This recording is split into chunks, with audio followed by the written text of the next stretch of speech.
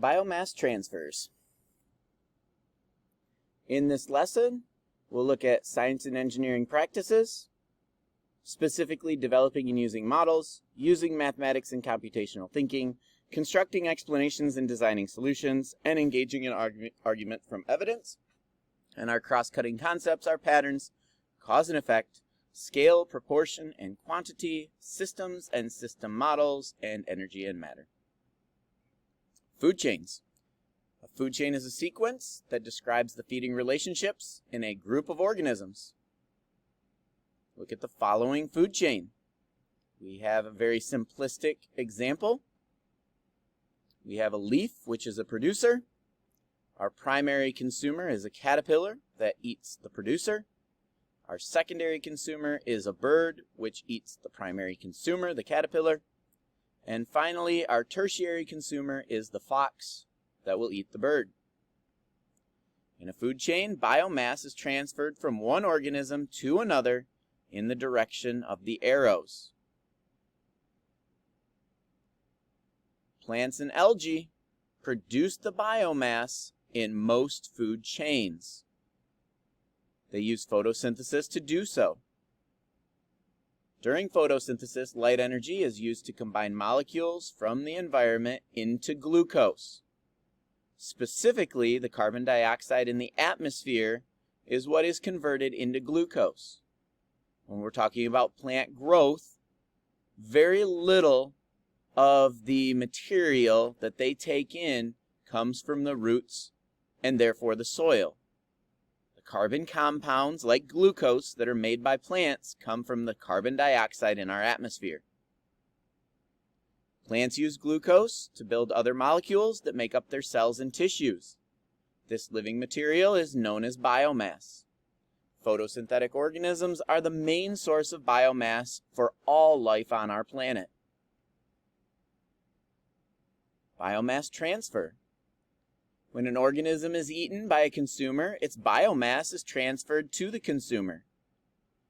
This means that the matter it is made up of becomes available for the consumer to use. Biomass is transferred again if the consumer is eaten by another consumer. Using biomass. Consumers use transferred biomass to grow and survive. The transferred biomass is broken down into small molecules that can be used by the consumer. Some of these are used to make new cells and tissues for the consumer. Others are broken down further in cellular respiration to release energy for the consumer. So looking at cellular respiration, the equation for aerobic cellular respiration is shown below. Aerobic means that it is using oxygen. So we have glucose plus oxygen yields carbon dioxide, water, and energy. Can you use what you know about respiration and biomass transfer to explain how biomass is being used here?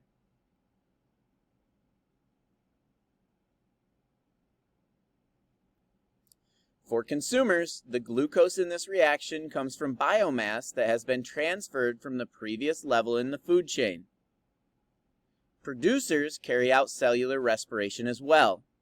That's something we need to make extra special point of paying attention to, because in the past we've always talked about at the elementary grade level that producers go through photosynthesis, and that's where carbon dioxide is used and oxygen is produced. But the reality is, not only do producers go through taking in carbon dioxide and releasing oxygen in photosynthesis, they also then take the glucose that they made in that process and they go through a form of cellular respiration to break down that glucose and therefore use oxygen and give off carbon dioxide. Losing biomass. Only around 10% of biomass is transferred to the next level of a food chain. Can you think of any reasons for this? Sometimes only part of an organism is consumed. That would be one reason. Another reason biomass used for cellular respiration cannot be passed to the next level of the food chain. Also, only some of the transferred biomass can be absorbed or used by consumers. Waste biomass is excreted. This means that the amount of available biomass decreases along a food chain. So what happens to the waste? The wasted biomass released from organisms is lost to the environment. However, the biomass in waste, such as urine, feces, and dead leaves, is not simply lost. It is used as a starting point for other food chains. So here we've got the waste.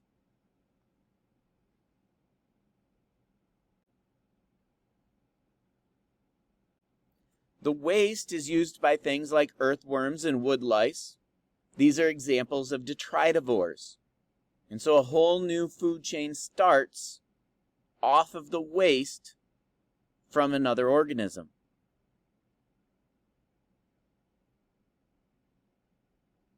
These organisms then can be consumed by other organisms, and the waste can start a whole new food chain where earthworms and wood lice and other detritivores break it down.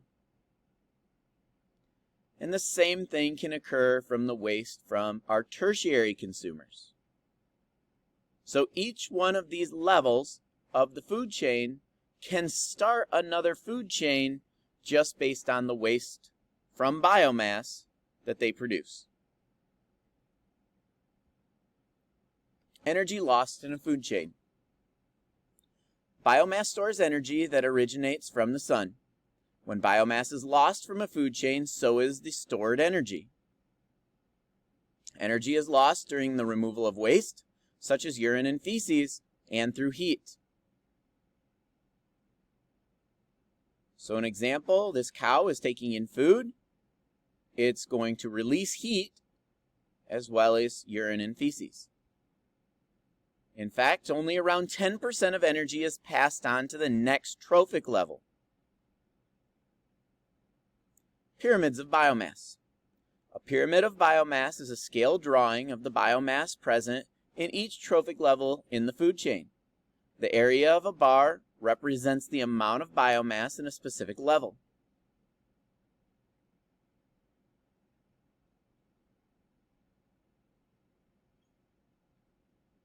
At each trophic level, the amount of biomass and energy available is reduced, giving a pyramid shape. Why are pyramids of biomass useful?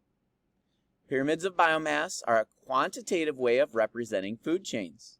They show the biomass of organisms at each trophic level in the food chain, starting at the bottom with producers who form trophic level 1. Why is measuring biomass more accurate than using the number of organisms at each trophic level? Pyramids of numbers only give an accurate impression of the flow of energy in a food chain if the organisms are of similar size. A pyramid of biomass is more accurate as it shows the loss of biomass along a food chain. The problem with pyramids. Pyramids of biomass are a very simplified way of representing food chains and can be inaccurate. For example, some animals may belong to more than one trophic level. This cannot be shown properly using a pyramid of biomass. It's also very difficult to accurately measure biomass. Samples are taken from an ecosystem and dried out. We do not want any of the water of those organisms. We just simply want to know what is the biomass that exists in them. This can raise ethical issues, especially if we were removing endangered species from habitats.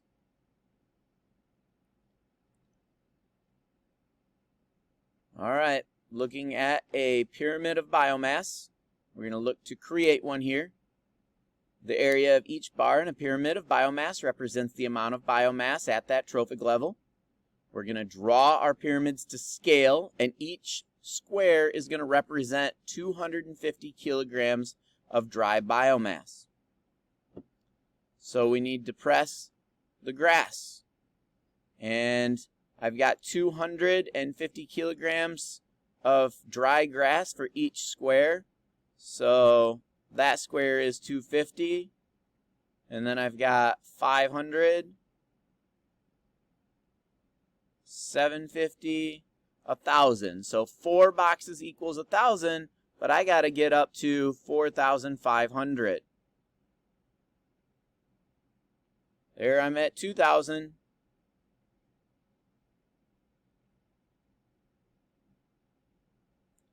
There's 3,000.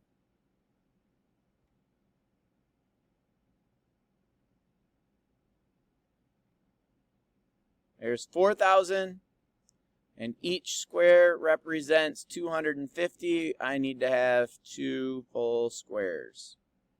There we go. Cows represent 1,000. So that's 4 squares. Humans represent 250. So 250 is just simply 1 full square. All right, that should be what my pyramid looks like.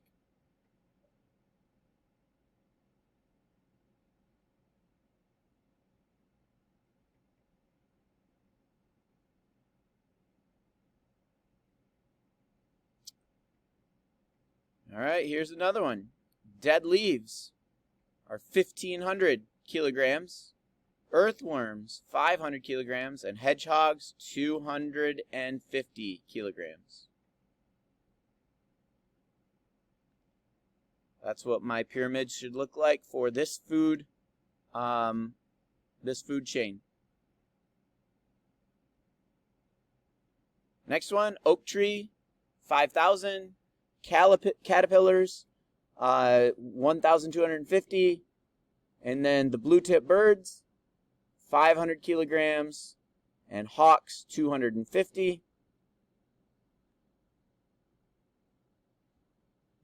There's what that pyramid should look like.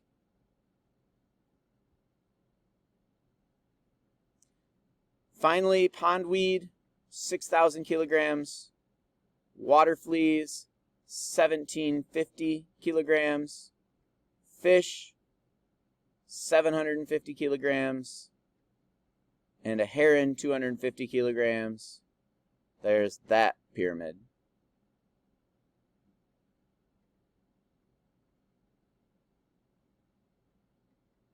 Biomass transfer in a food chain.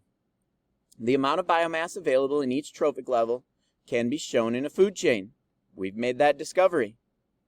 So our grass, 10,000 grams. Our cow, 500 grams. And our tick, 10 grams. 10,000 grams is the amount of biomass available to the cow, and 500 grams is the amount of biomass available to the tick. 10 grams is the amount of biomass that has been used by the tick. We can then use this information to measure efficiency of biomass transfer. The efficiency of biomass transfer between 2 trophic levels can be calculated as a percentage. So our efficiency of biomass transfer is the biomass transferred to the next level divided by the biomass available at the previous level. So for example, what is the efficiency of biomass transfer between the grass and the cow in the following food chain? Here's our grass. Here's our cow. Our cow at 500 grams. The amount available is 10,000. So let's do this calculation. 500 grams of biomass has been transferred to the cow. 10,000 was available. So the efficiency of biomass transfer is 500 grams divided by 10,000 grams times 100. That gives us an efficiency of 5%.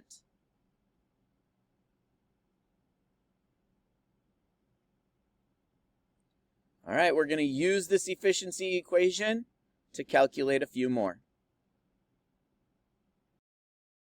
We'll need the equation efficiency equals biomass transferred to the next level divided by biomass available at the previous level times 100.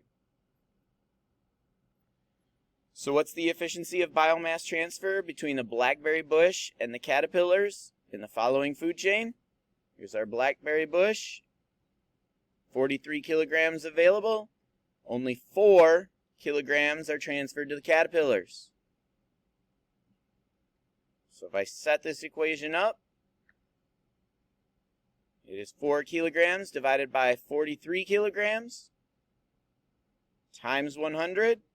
It is 9.3.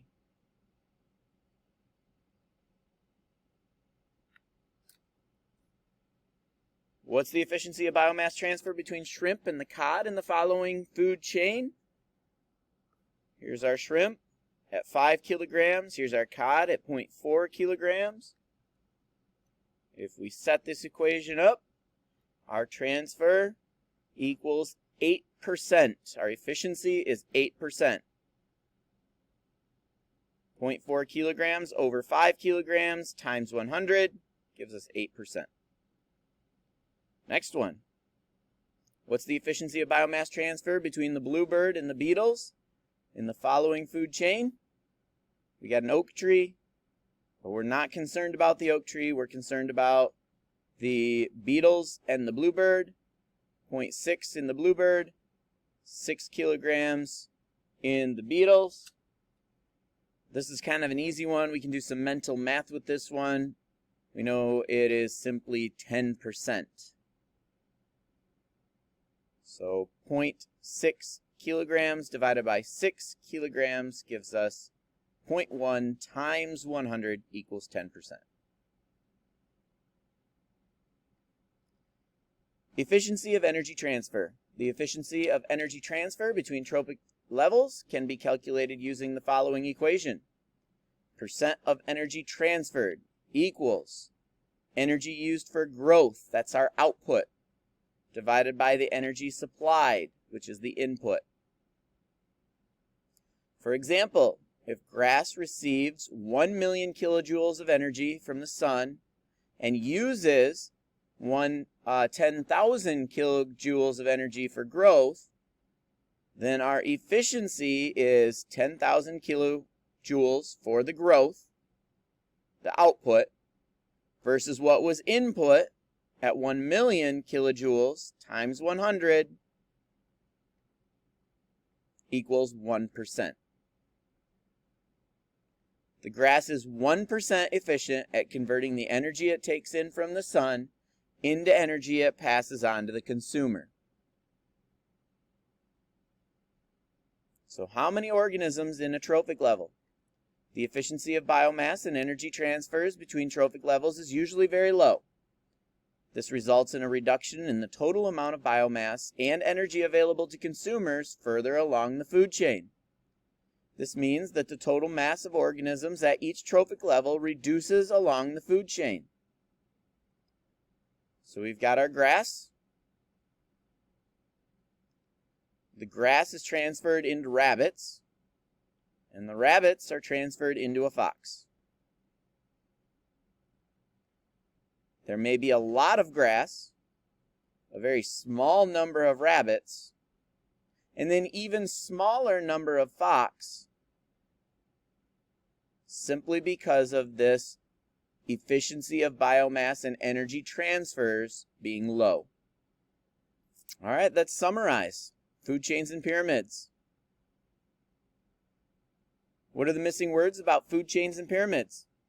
Number 1, biomass is the living material that makes up all living things. Plants are called producers because they make their own food by photosynthesis. Biomass and energy are transferred from one organism to another along a food chain. A pyramid of numbers is a scale drawing that represents the number of organisms in each trophic level.